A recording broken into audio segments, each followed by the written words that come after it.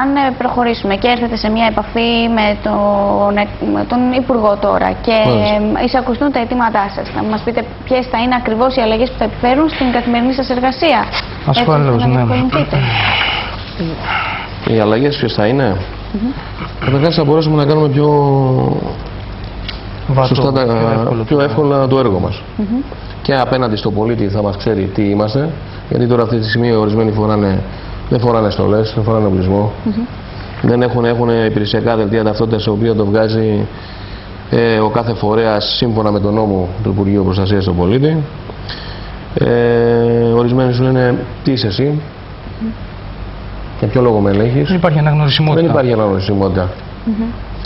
Λοιπόν, αυτά πιστεύω ότι θα αλλάξουν όλα όταν υπάρχει μια σαφέστατη τροποποίηση του νόμου για μας, ο οποίος θα μας κατοχυρώνει και νομικά πλέον, και θα έχουμε κάποιον υπεύθυνο να δημιουργεί κάποιο τμήμα στο αρχηγείο της αστυνομίας, θα ελέγχει το προσωπικό αυτό, να τους ελέγχει αν όντως κάνουν τη δουλειά που πρέπει, που έχουν προσληφθεί να κάνουν κτλ. Και καλύτερη συνεργασία με τα αστυνομικά τμήματα της περιοχής μας. Θα πιστεύω ότι θα είναι πολύ καλύτερη η εργασία που θα προσφέρουμε. Στην ουσία είστε ένα σώμα το οποίο ναι μεν υπάρχει, αλλά δεν είναι αναγνωρισμένο. Ακριβώς έτσι. Και είναι δηλαδή, από το 1983 όπου έγινε η αντικατάσταση των προσθέτων αστιφυλάκων και μπήκαν πλέον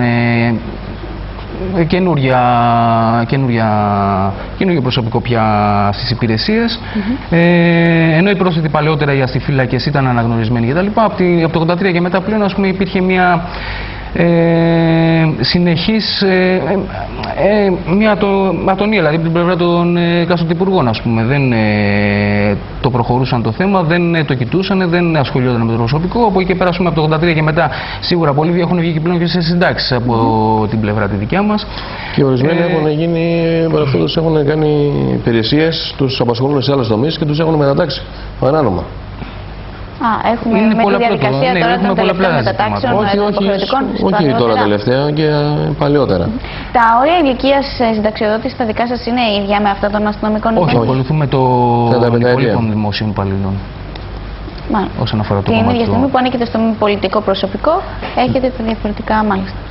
Δεν υπάρχει, είναι αυτό όμως το κομμάτι το οποίο δεν έχει πλέον, δεν είναι κατοχυρωμένο και υπάρχει κάποια σύγχυση γύρω από αυτό.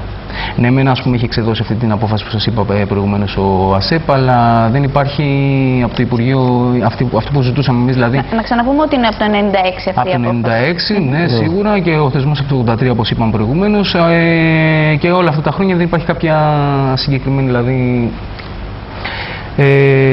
κανονιστική πράξη βέβαια. Πόσα άτομα απασχολούνται με αυτόν τον ενεργεία? Είμαστε σε 900 άτομα πρέπει να είναι αυτή τη στιγμή. Ανά την Ελλάδα, ναι, Πανελλήνια. Μάλιστα. Να έρθουμε πάλι στα ποσοστά της εγκληματικότητας. Νομίζω έχετε και κάποια τελευταία περιστατικά να μου αναφέρετε. Ναι, όπως είχαμε μια ληστεία στο Θριάσιο που σου έβαλα με το φορτηγό μέσα στο νοσοκομείο και κλέψανε το ATM. Πρόσφατα είχαμε και την ξυλοδαρμό και τα σπάσανε στο νοσοκομείο το Πύργο π.χ. Και άλλα διάφορα. Κάθε κτίριο από αυτά, νοσοκομείο, ασφαλιστικό ταμείο, έχει έναν φρουρό από εσάς? Όχι απαραίτητα.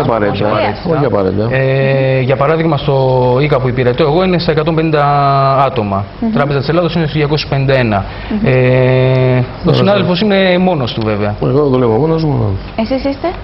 Εγώ είμαι στο Σιμανούλιο, θέση μου. Μάλιστα.